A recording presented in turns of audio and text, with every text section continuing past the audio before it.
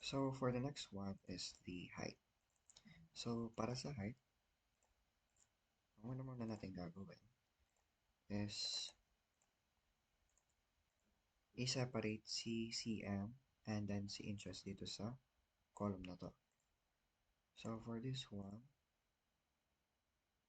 magagamit tayo ng formula na right. Since sa right side si cm. Diba sa cm? Ayan. So right, then click mo yung cell which is this D2. Then kukunin natin na characters is dalawa lang. Since 2 letters lang naman si cm and inches. Or in. Yan. So, nakuha mo na siya. Yan. So, this is for the right formula. Kunin natin siya, then paste as values natin para maging cm instead ng formula. Then, this is the values. So, hide na natin to. Then, next nun is mag-insert tayo ulit. Kukunin naman natin ngayon or tatanggalin natin lahat ng letters like cm, in, and ft. So, copy natin to. Then, paste natin siya sa kabila. So, for this one, gagamit lang tayo ng find and replace. So, Control H. Control H. Then, gagamitin natin as columns. Then, so, dito sa problem na to, kunin muna natin yung cm. So, space, since may space before si cm, then cm. Then, find all natin. So, yun, nahanap na. Then, click mo yung column. Then, replace with blank. So, replace. Yan, lumabas na siya. Next naman is in. So, space, in. Then, find all mo. Click mo ulit yung column na F. Then, replace all. So, yan, nawala na rin si in. Ngayon, itong fit naman. So, may spaces C, F, T, both sides. So, space, F, T, then space ulit. Then, find all. Click the column. Then, replace mo with period. Explain ko kung bakit period in a second. So, yan. Nakuha na natin yung height.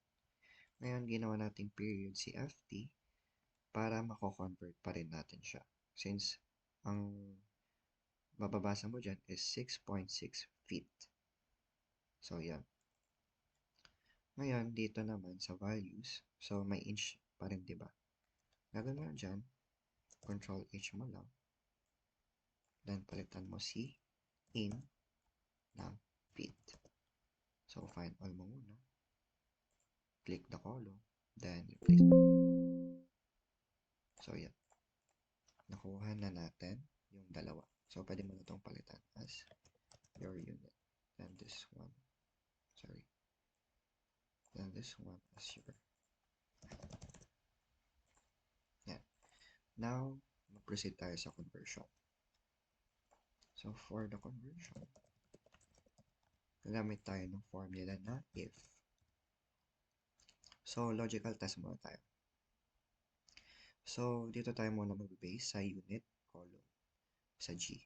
So, kunin natin si G2. And if si G2 ay naka-feet or feet yung nakalagay,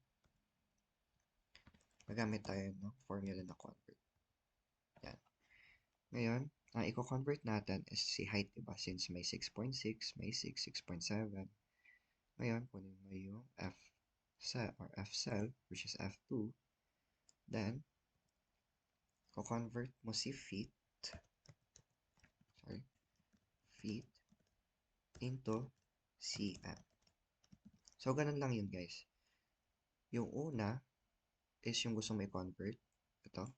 Yung unang mong ilalagay na unit is yung gusto mong i-convert. Tapos ito yung gusto mong lumabas, which is centimeter. So, okay na yan. Then, after nun, kailangan natin maglagay ng value na pang false. So, if hindi fit yung nakalagay dito sa unit, which is yung iba, di ba, CM, as is na, since wala ka ng conversion na gagawin doon. So, enter natin. Then, lumabas na si height mo. So, kunin natin to, copy natin, then paste as values natin. Palitan natin this for height. Yan. Then, hide natin tong si conversion. Tapos, since dun sa checklist, walang decimals, ano tayo dito sa, click mo yung buong column, then control 1, then sa number, then tanggalin mo lang yung decimal places.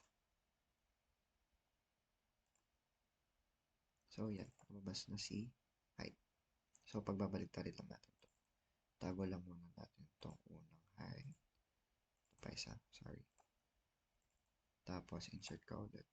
Tapos, copy. Cut mo lang. Tapos, paste mo to. Here. So, dito, okay na siya. Ngayon, for the final touch, since may mga fit pa dito, select mo yung column, then, palitan mo lang yung fit ng CM. Find all. Pinutin mo to. Yung column. Then, so, nakuha mo din age, height, then,